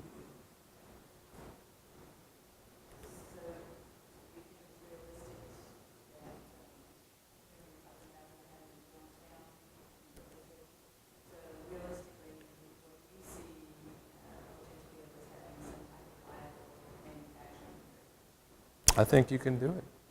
It's going to come down, what's the workforce look like in Kiowa County? Those are the kind of things we look at. Who do you have? What are the educational levels? What are they trained to do? What kind of training programs do you have? What kind of training programs could we get started? How can we find resources? Now, you might say, well, we don't have those funds or those resources. The lady who heads the Department of Labor's Employment and Training Administration is on board with this. She said, as you begin to go in and find your affiliate partners, I'll help you recruit the local Workforce Investment Board to partner with them and start aligning retraining funds and training funds and other dollars into the kinds of jobs you're going to work with them to create. You begin to see that this is a really comprehensive approach. You're really not even just looking at us, you're looking at the network, the federal agency assistance. We pull in the U.S. Department of Agriculture if that's appropriate. We may pull in the Department of Homeland Security. They build facilities in some of the most obscure places, and yet those are employment opportunities, and often when you bring in something like that, or an agricultural research service station perhaps, and you create jobs and other things cluster around it. We had voters, when we got them to vote for the Cowboy Stadium, we thought it would be a colossal bust, and everybody but a few of us have been stunned at everything that now is clustering around the stadium. But what did the stadium do? It started drawing 100,000 people at a time into one place. When I was in El Paso, we finally convinced the El Paso Independent School District to work with us as an economic development partner. I said, where you build a high school can grow the city. And they said, we don't get it. We said, well, we showed them a piece of land 2 miles from anywhere and said, build the next high school there. That's where the population growth is going anyway, but watch what happens when we do planned growth. They built it there. Within 3 months, there was retail, dining, entertainment clustering all over that high school. Within 6 more months, there were houses going up all around it. Where the high school was put became a growth magnet. There's so many different ways to approach it. My handicap is I don't know what you've tried. I don't know what your aspirations and goals are. I know you've got a determined mayor and a determined city manager, and I know you've rebuilt the city from nothing. That tells me more than anything else. Now, where do you want to go from here? And let's look at what the assets are. Let's look at your regional assets. It isn't just what's in the city of. We have a General Motors plant. Our board was very proud of that.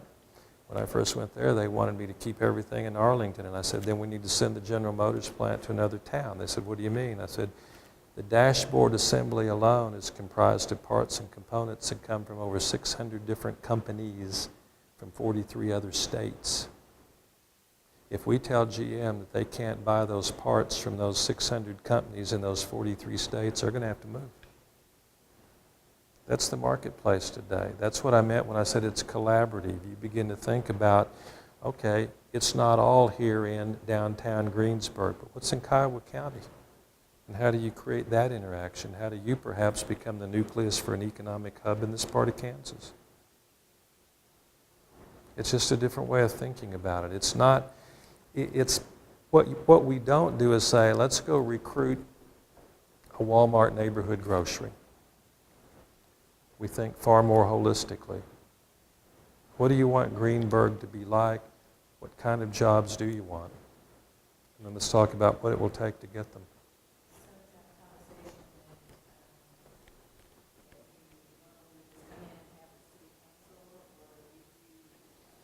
I'd hope we'd involve your chamber, your economic development board, the county, a whole lot of people. Because until a strategic plan is owned by a lot of people, there's no buy-in. It's great for the mayor to say, let's go get the biofuels industry, but if no one in town understands it, if you think that Essard Oil is going to bring a polluting refinery into town, then everybody will fight it on the strength of that perception. The reality is their technologies have been permitted in such a way that they don't have to go through environmental clearance because they're so clean. But often that perception can stop progress. And so a part of it becomes, what does the community want? What will the community support? a lot of great ideas can die because the community may not either understand them, perceive them, or buy into them. And so it's got to start with, what do you want? Just like my description, we went to Tinker Air Force Base. I had no thought about doing manufacturing procurement until Ed Kincaid said, my biggest problem is finding small companies to make parts for me. Well, if that's Ed's biggest problem, then I started trying to think about how to solve it. And once you start thinking about how to solve it, you get into the details of why can't you find the small companies? Because they can't get a bank loan. Well, then what do I do to enable them to get a bank loan? Okay, you got them the bank loan, but now they can't cash flow. Okay, how do I solve that problem? And you just keep methodically working away at it until one day you go, okay, I've solved the bank loan problem, I've solved the cash flow problem, I've solved the process problem. Now we can start reaching out to small businesses.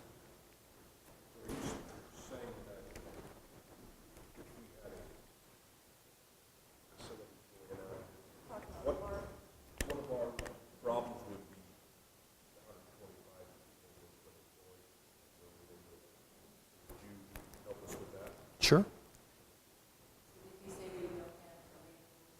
Oh, I'm not saying you don't have it. He's saying, what happens if, let's say that you decide you want to be one of the sites considered for SR2O, and they come out and you come to agreement mutually. They feel like this is a good fit for them. You feel like it's a good fit for you. Now, where do those 125 people come from? Where do they live? Well, I'd look at that as a good problem. That's an opportunity for a home builder perhaps to build 125 new homes in this city.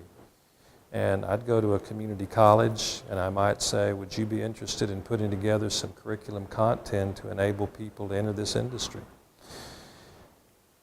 I'm just too, maybe in some ways I'm too simple. Back in the days when I was in El Paso and we were doing these things, we had a nursing problem.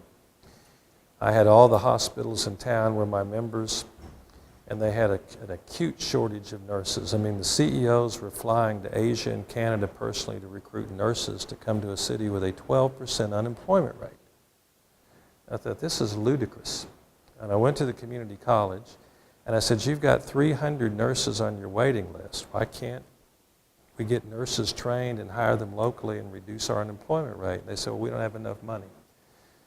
So then I went to the Texas Workforce Commission. I said, can I get some skills development fund to train these nurses? And so they agreed to give me $750,000 for that. Went back to the local hospitals and says, I got $750,000. Now would you give them money to hire faculty? And they said, of course. We were all set to go when they got a new president. And he called me and wanted to come meet with me. And I thought, great, I'm going to meet the new president. We'll keep moving along. And he said, Mr. Jury, I've heard that you've got this new nursing expansion program all set to go, but I'm going to cancel it. I said, you know what? He said, I'm going to cancel it. I'm going to start a beauty school instead. I said, there's 11 for-profit beauty schools in this city, none with a waiting list. You're the only nursing program in 200 miles. You got 300 people on it. Why would you do that? He said, because I can make money at it and do it better in the for-profits. I said, but sir, you're supported with our property taxes. You're not supposed to be competing with the private sector. You're supposed to be training people the private sector needs. He said, well, that's my decision. So I went back and told my board that, and they said, fine. He also announced a 33% tax increase. You're going to lead a rollback petition to roll his tax increase back. Well, Evertown's a small town, and one day later, the chairman of the community college board called and said, Wes, I hear you're going after our tax rate. And I said, how'd you hear that so quick? He said, you know how I heard it. He said, is that true? And I said, yes, sir. He said, I thought we were partners. I said, I did too. He said, well, what changed? I said, you quit listening to us. I said, the only thing I ever asked of you as a partner was that when the business leaders tell you they desperately need these kind of people trained, please listen to them and provide the training. That's all we ever ask of you. He said, tell me exactly what happened. I told him. Pause. He said, would you meet with the school board this week if I can get them together? And I said, yes, sir. Would you hold off on that petition until you meet with the school board? I said, yes, sir. He called me back in an hour and said, we can all meet tomorrow night at 6. Can you be there? I said, yes, sir. So I walked into the room. only the board, didn't have a recording secretary, didn't have the president there, didn't have anybody, and just said, tell the board what you told me. And I did. He looked around the room and everybody was nodding their head, and he said, can you get that program back funded again if we tell you to? And I said, yes, sir. He said, good, we're going to counsel our new president. A day later he called me, he says, we've counseled with him and he's resigned. Now, can you get that program going?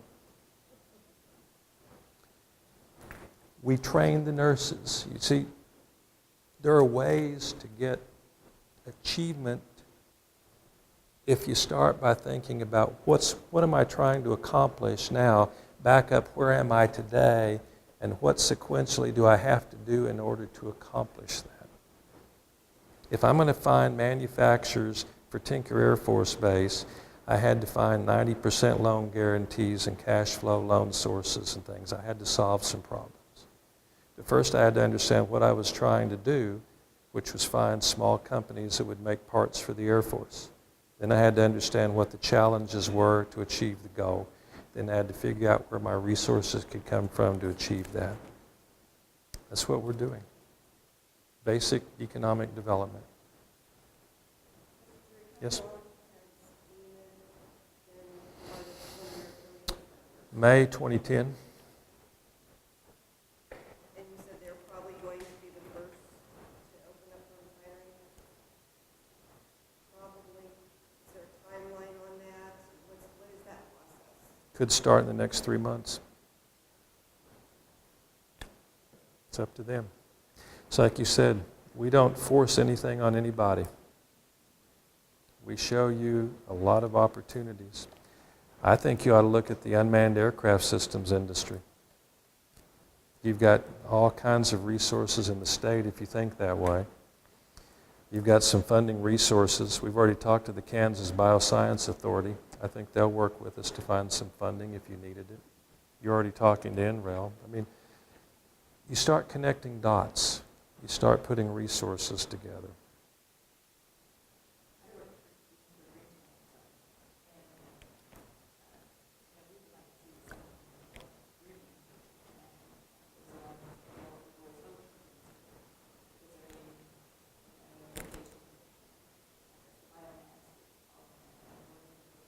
Sure, could. See, again, it comes back to what do you, the leaders of Greensburg, want Greensburg to look like in 10 years? What do you want it to be? And we work with you from that perspective. It just... Mm-hmm. So that's when you're doing that with all the potential affiliate partners. Yes, ma'am. So how much time is involved in creating that type of a strategic plan? And you tend to spend with us and the leaders and doing that. Depends on where you're at today. I mean, there's no... Square one. Probably would take us 3 months. Industrial park. Probably would take us 3 months, maybe 4, to begin coming together with the basis for that.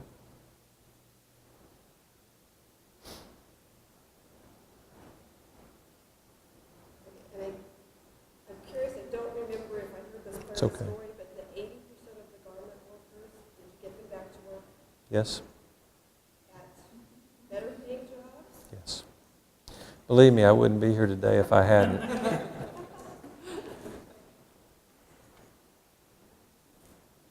Remember that story about you won't be able to get another grant? It was very true. That was a real lesson for me. Well, I just tell you, the guy I worked with for years is named Joe O'Neill.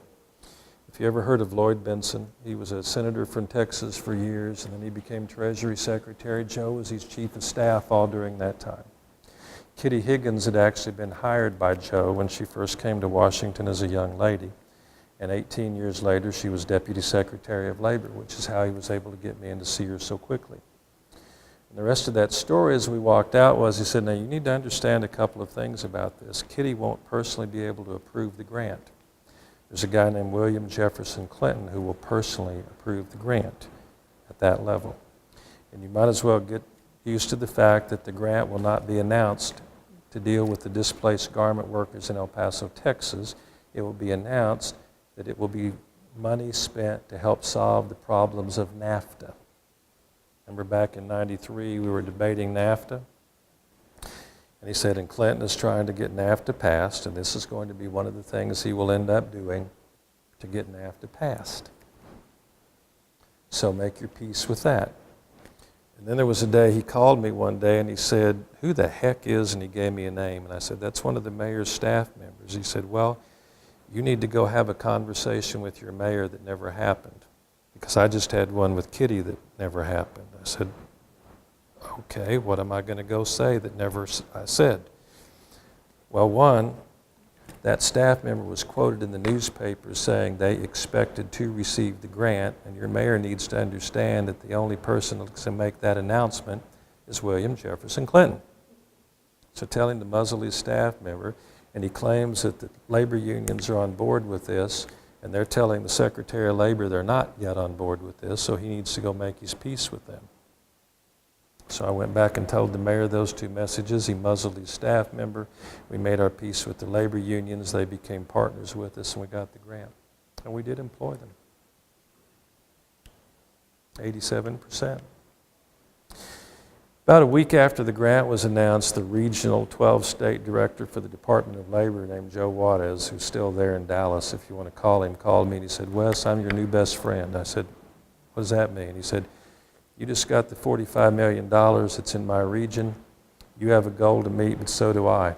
Not only are you in trouble if we don't get 80% trained, I'm in trouble. So I'm your new best friend, and we're going to get to know each other very, very well. And we did. Any other council member questions? Where are you at in your group of employee partners? Where today? We have 23 today. Those are the ones on the list. You're welcome to keep this PowerPoint. And you're anticipating the applicant by And it's capped. That's our bandwidth. That's what we believe in. If you'll think about the length of time we've talked to your mayor and city manager, this isn't something where we run into a university and say, hi, I want to be an affiliate partner, fill out the form, we'll take your check. Next month you are one. This literally is an attempt to build a new national model for federal technology transfer. Demonstrate it'll work in a city of this size, or in Enid, Oklahoma, or in North Texas, which has 6 million people. It's got to work in every one of those environments. And if 3 years from now we're going to take that to the next level, then this first 5 years has to work. So we don't even attempt to intake more than 1 or 2 new partners a month. Can't do it that way. We've got to give you an understanding. We've got to build relationships. We've got to build trust. Your team and our team have to start interacting. But call Brent Kisling in Enid, Oklahoma, and ask him what his experience has been. Ask him why they renewed without even blinking an eye. Ask him why they're coming to meetings, going to USDA meetings in Washington with us, and what it's meant to them.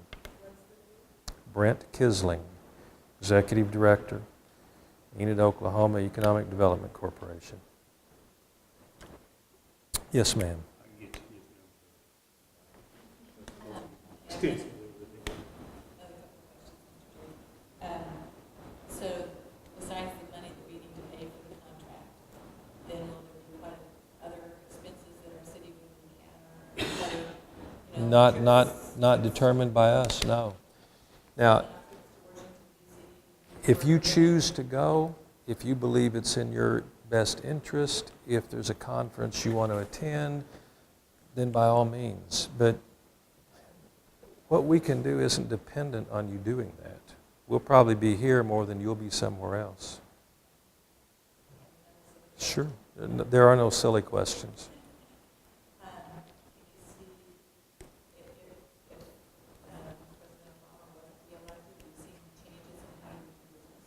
No. No. Most of the people who run tech transfer in the federal government are career people. They're not political appointees. Now, if we'd built all this on political appointees, Well, I wouldn't have built it on political appointees because that's too iffy.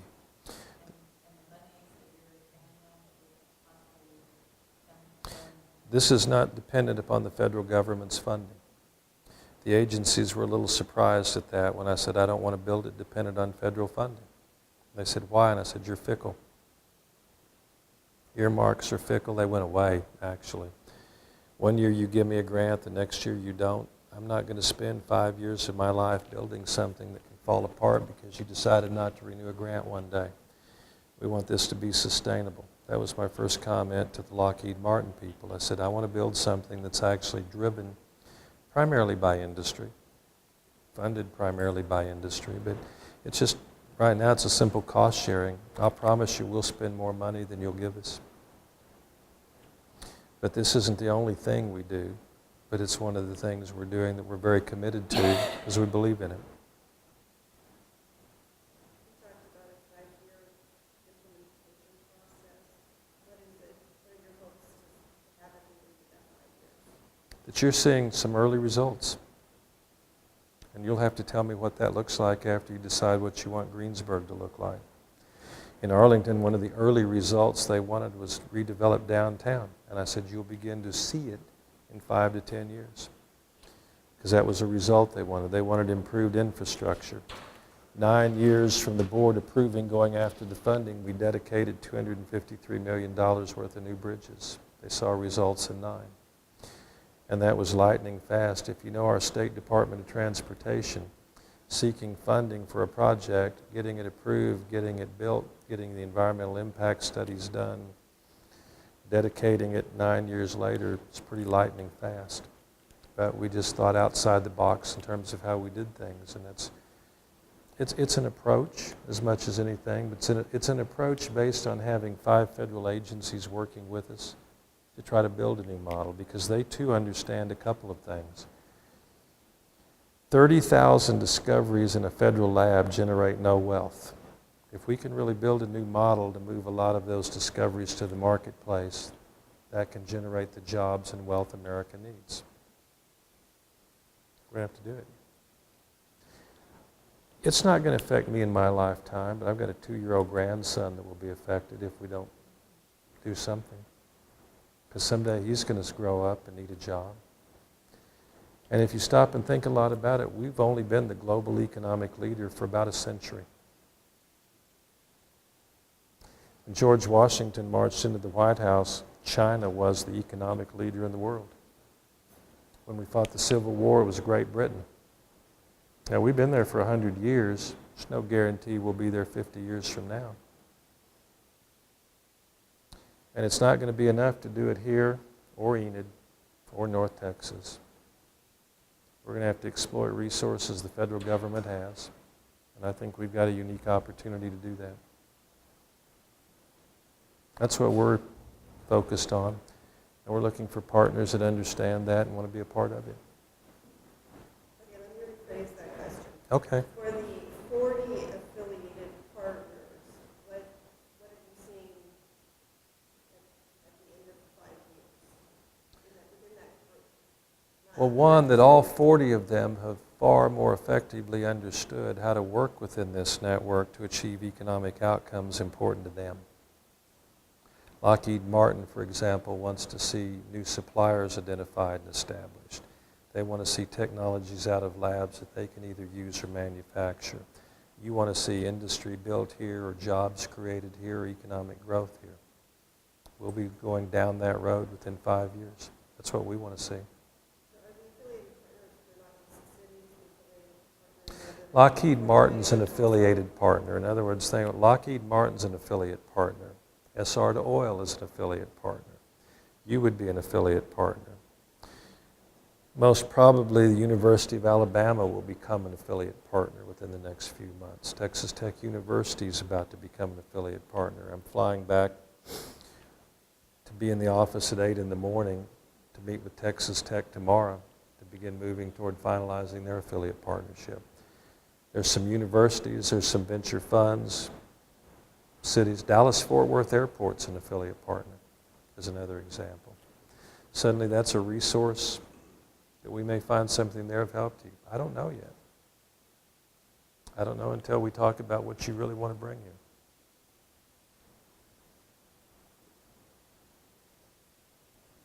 So you got an 8 o'clock meeting and Yeah. flying back. Well, actually, I've got a 6 o'clock flight tomorrow morning that gets in at 7:14 in the morning, so I'll be at about an 8 o'clock meeting. It's live. Wes, you probably still got to drive back to Wichita, so if you do have It's any okay. other questions, please avail yourself of this opportunity, council. Other than the biofuel, maybe the unmanned, is there anything else that you can see coming here or being beneficial to people in this area? I don't know yet. That's why we're going to look at your numbers and your statistics, and that tells a lot. You'd be amazed at what you learn by just looking at certain statistics. What you've got to draw on from a region, what you've got to draw on from a county, how you can pull that together and connect those dots. I can give you a lot better answer in about 30 days after we start exchanging data.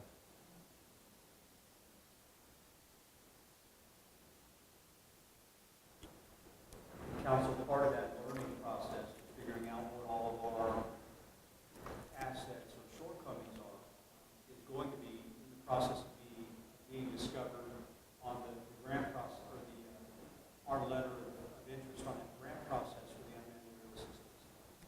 So we're already involved in that process, and a lot of background information about Greensburg is going to be gathered in that process that can be made available for future processes as well. In a sense, it's like if I walked into my doctor's office and said, "What do you think of my health?" He's going to say, "Well, first I need to run a few tests. I need to get some blood and find out a few things." You look healthy, but I've got a little investigative work to do before I tell you what I think the real state of your health is.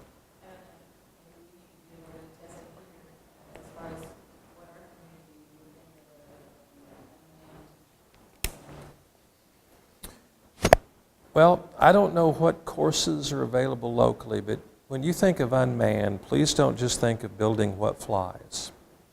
Think of building what it carries. Think of the training.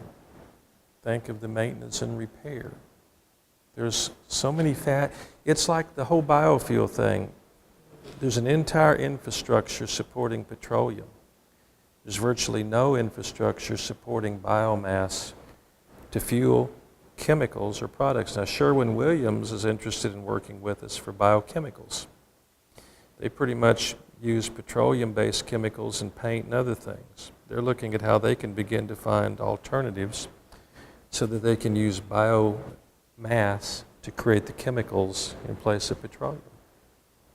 And there's going to be an entire bioproducts industry grow. Now, one of the first things I said to the Enid people was, what's historically driven your economy? Energy and agriculture. Well, biofuels, bioproducts seems to be natural because that's where some of that convergence comes. The energy industry and the agricultural industry are coming together around that. There's a whole food processing.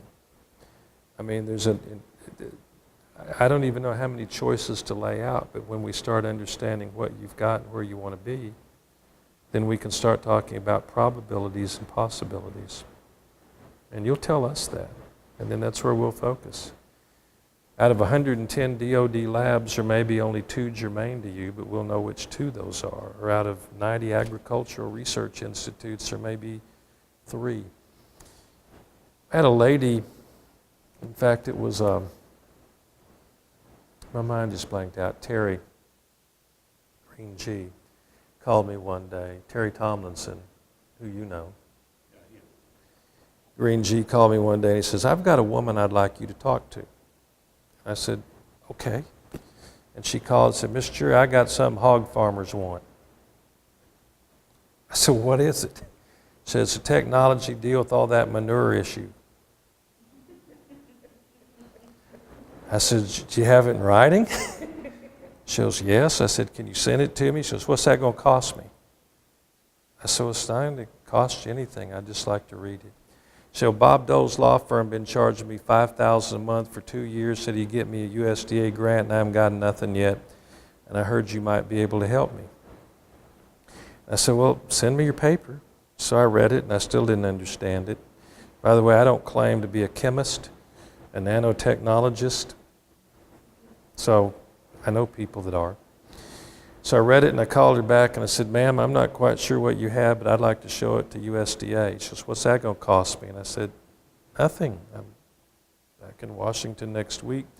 I'm going to give it to Rick Brenner, who's a deputy at the Research Service, and I'll see what he thinks. And so we're having dinner, and I said, Rick, is this of any interest to you? He read about halfway down. He says, oh, yeah, this is a big deal. So-and-so in our research institute, and I was looking at this right now. I'll fax it to him tomorrow, and he'll call you. Believe me, I wouldn't have known where to start, but Rick Brenner knows, because he knows all of his 90 institutes. That's his job. He faxed it to the guy called me, I put him in touch with the lady. They're probably going to develop something. I don't know quite else how to explain all this. There's no one size fits all to this. There's no one plan fits all. There's no one approach fits all. We're pulling together a network of resources with everybody understanding the end game is economic growth, largely from technology transfer, from sources previously difficult to get to. I'll tell you one last true story. Before I even started down this road, I decided I'd see how much trouble I had working with the federal labs on my own. So I just started calling them, and I told them I had an oil formula. Called 27 labs before I found the right one, and I called 5 directorates within the lab until I found the right directorate. And then I was finally told I needed to talk to Kristen Shario, and I left her 8 phone calls, and she never called me back. And I called the lady in the Pentagon. I said, okay, here's what I've just been through. If I become your partnership intermediary, tell me what difference it makes. She said, I'm going to show you what difference it makes. Hang up your phone and wait. And in exactly 4 minutes, Kristen Shario called me apologetic that she hadn't returned my calls. And I finally started laughing. She says, why are you laughing at me, sir? I'm trying to apologize. I said, I'm laughing because you weren't supposed to know who I was. I just wanted to see how hard it would be to get to you, just to get to you. And she said, well, then I'll make a confession. I've been walking around all week going, who the blank is Wes Jury, and why does he keep calling me? So, you know, how many calls do people in federal offices get a day, and how many can they actually take? And the truth is, it's been hard to get to a lot of this information. The one thing we put together is we can get to it. And then we can connect dots with people who can talk to people. I still don't know what that hog farm technology is, I promise you. But I know that USDA is actually working with the lady on it. She's very happy. Will there be an outcome? Don't know yet, but they're going down a road together. If there's no other questions, Wes, thank you for your time coming up. Thank you. Spending time with us, Happy to be here. answering questions, giving the overview. Oh. Feels like home. I ran my first ever finance campaign in my whole life in Hennessy, Oklahoma. Population at the time was about 1,200. So Jack Choate Jr. walked me up and down Main Street. We went in and out of stores, collected checks, and I went home. Any Thank other you all. questions? Thank you all. Appreciate it. I can